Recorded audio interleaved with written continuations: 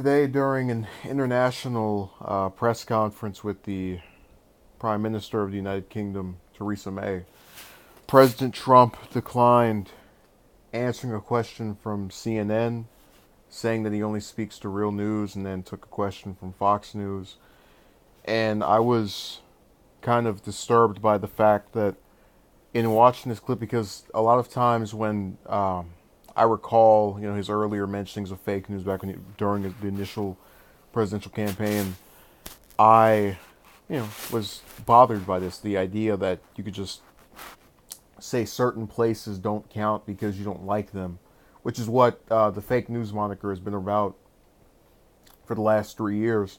But what got me to feel the most aggravated when it came to just the way things were positioned was that people have gotten so used to this pattern of behavior with Trump, and only Trump, because I guarantee you, if you were to sit here and think about other politicians, let's just extend beyond presidents that said, I won't associate with this news group, I'm not going to talk to this news group, you'd be hard pressed to find someone else who is as known for being selective in who they want to talk with than Trump.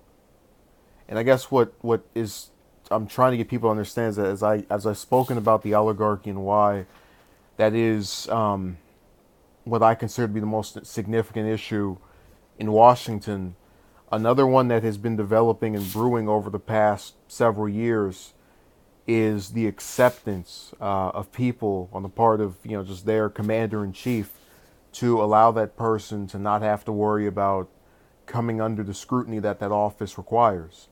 I have no high opinion of CNN. I have no high opinion of Fox News. I have no high opinion of MSNBC. They're all news stations that have their own agendas, and some of them are mainstream, and other ones are just kind of, right wing. But nonetheless, they all fall under a similar spectrum of being shush on certain issues. And Trump, in trying to paint Fox as the exception, is attempting to appeal to conservatives who believe that there is some liberal media biased against him, when in fact, all of these stations, if you ask them about net neutrality, the oligarchy, how all these presidents get us in these wars, they go, shh, be very, very quiet.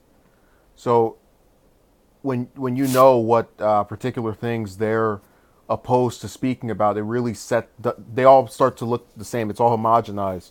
But Trump doesn't want to admit that because it'll piss off the conservatives who buy into this. So it's disgusting that we're still doing this years later, and I really hope this is one thing that stays with his tenure, that I'm not sitting here 10, 20 years later still talking about how the president, whoever it is by then, doesn't want to refer to CNN or MSNBC as real news, but will say that of Fox.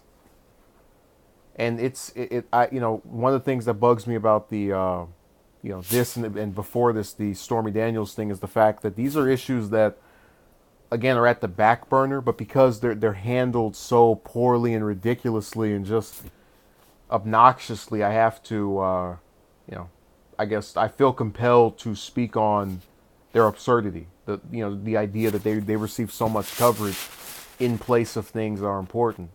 And really, when you click on stuff like this, my intent behind speaking on it in the way that I am is to reinforce the fact that it is insignificant, but to also call the question what parts of it have significance. What about it is worth thinking about.